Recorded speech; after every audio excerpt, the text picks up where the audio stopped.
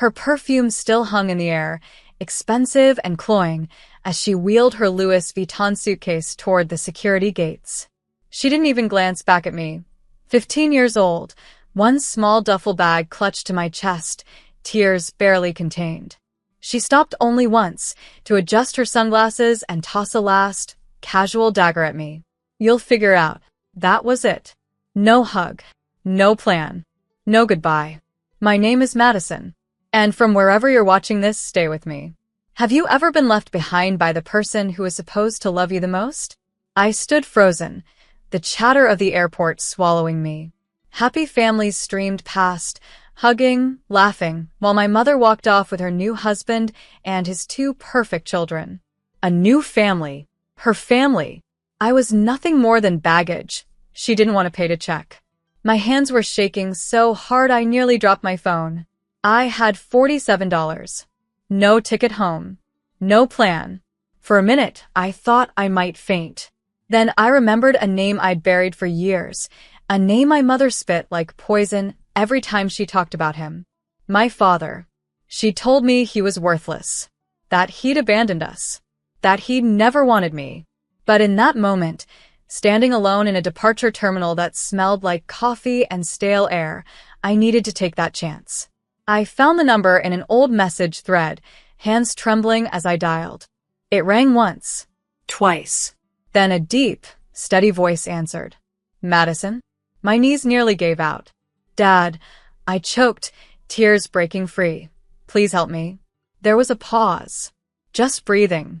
Then a calm I'd never heard before. Tell me exactly where you are. I'm on my way. Hours later, as dusk bled into the airport windows, I heard a roar outside, and people rushing to the glass in awe.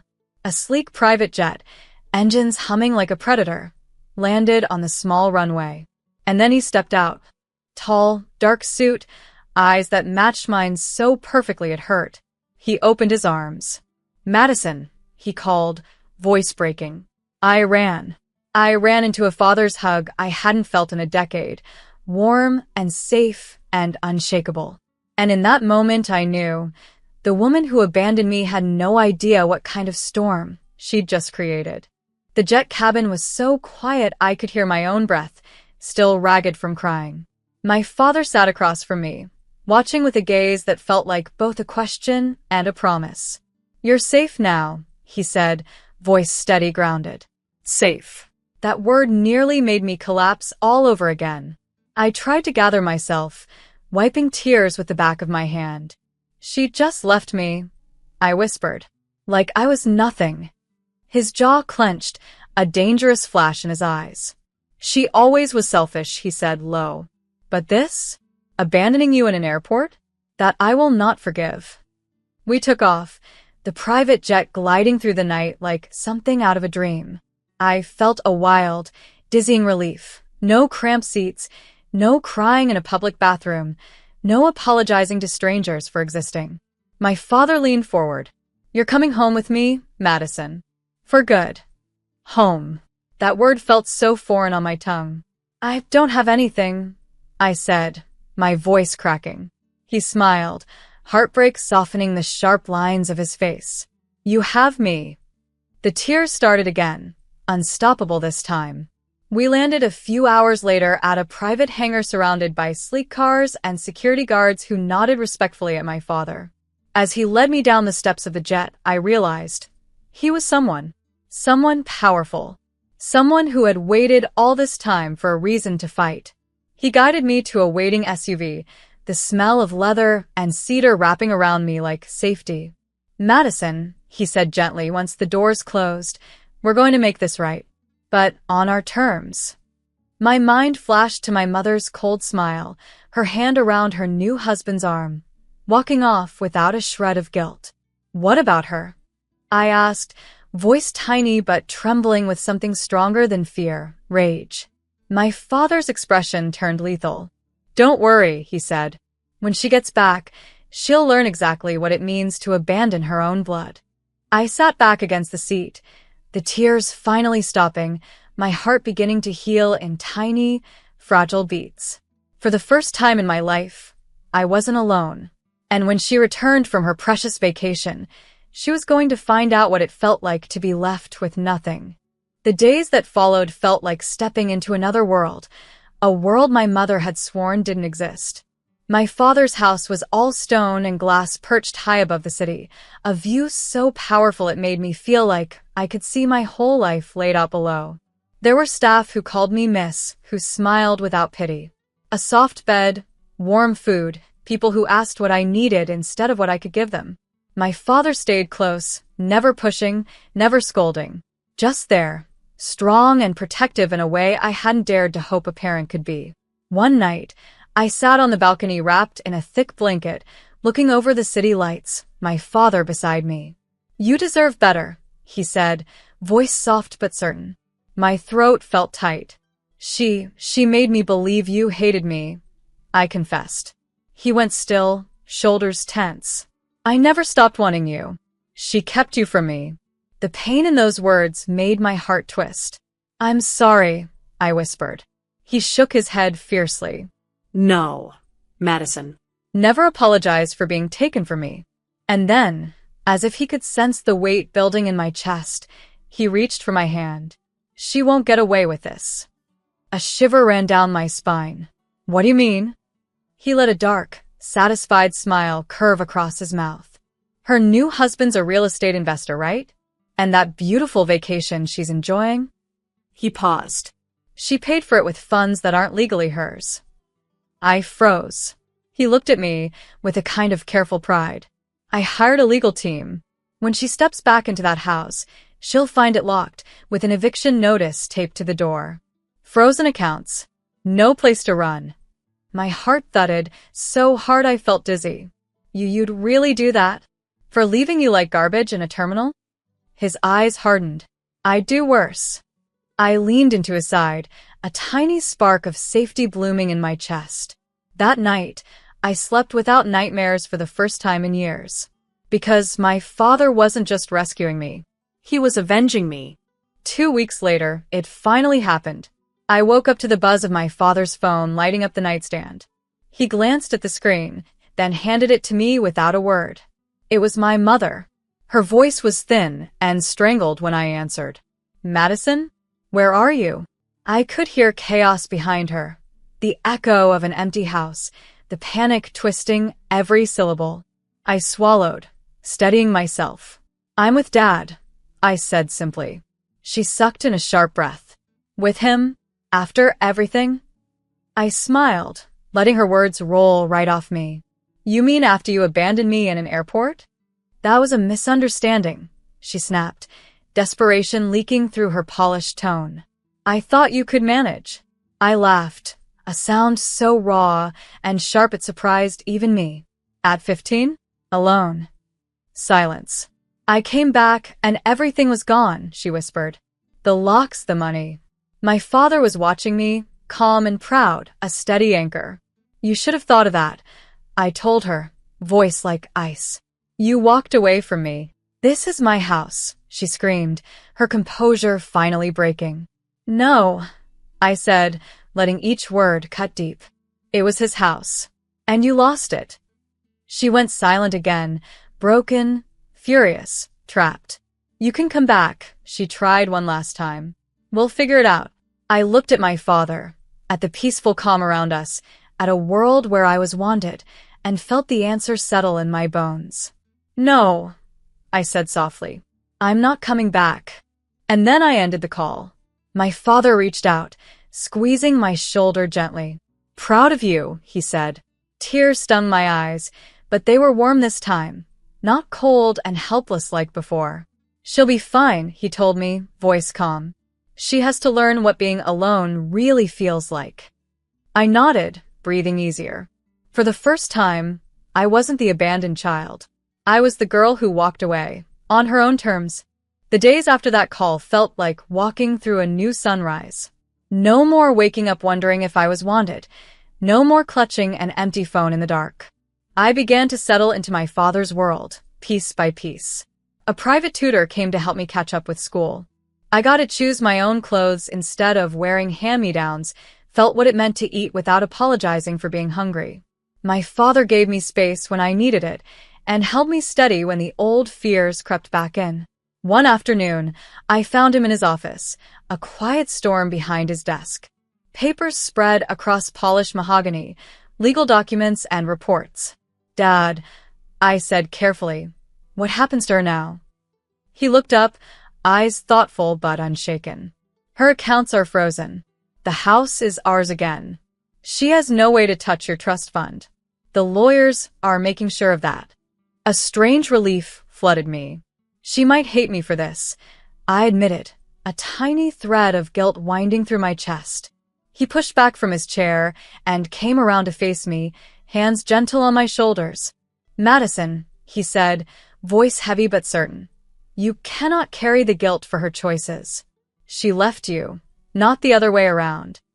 A tear slipped free, but I let it fall.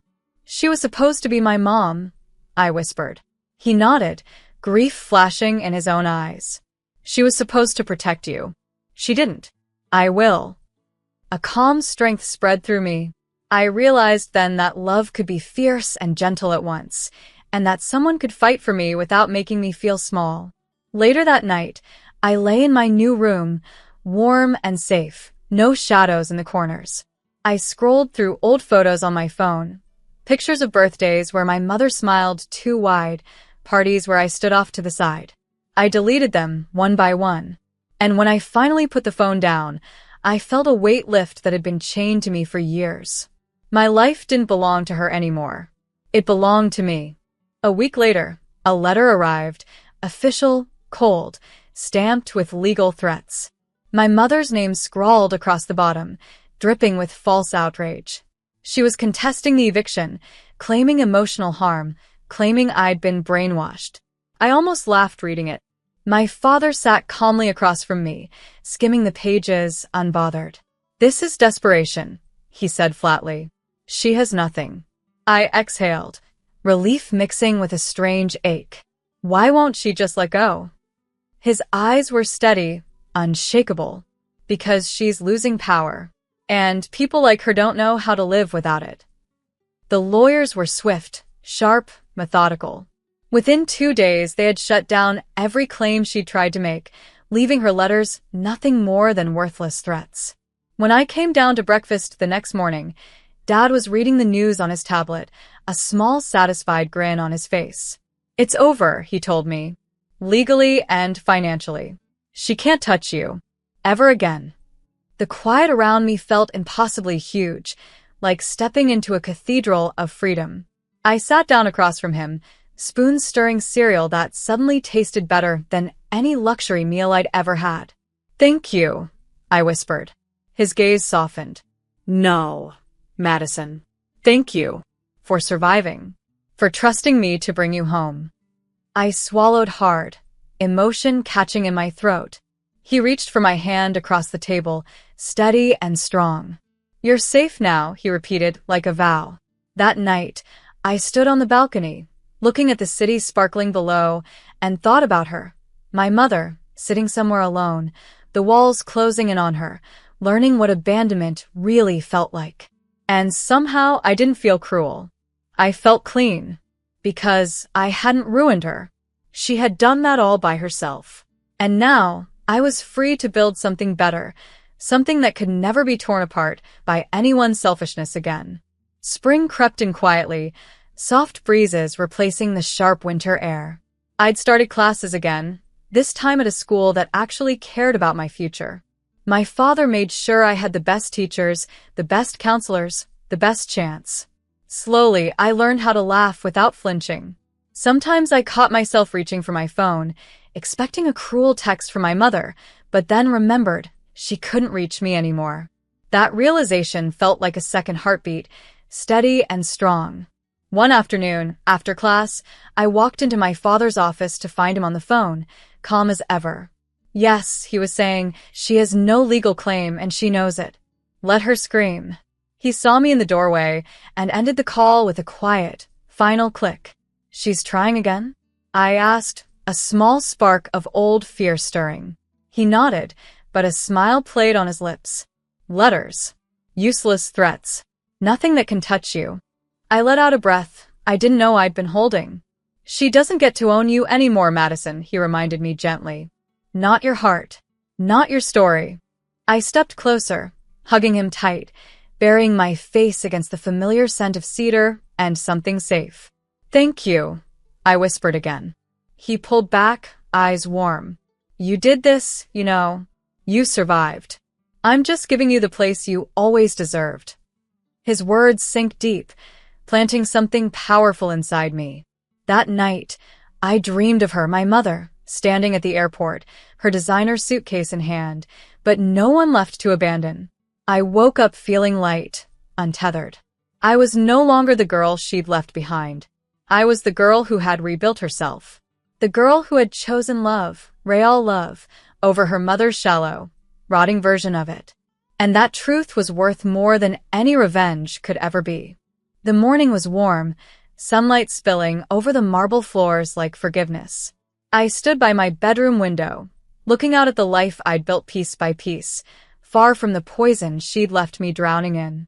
My father tapped on the door, smiling. Ready? I nodded, slipping on my jacket, calm and sure. Today was the court hearing, the final chance my mother had to twist the story. But there was no fear left in me, only certainty. We drove together, silent, the quiet between us filled with an unspoken strength. When I stepped into the courthouse, I saw her sitting on a bench, alone, looking smaller than I'd ever seen her.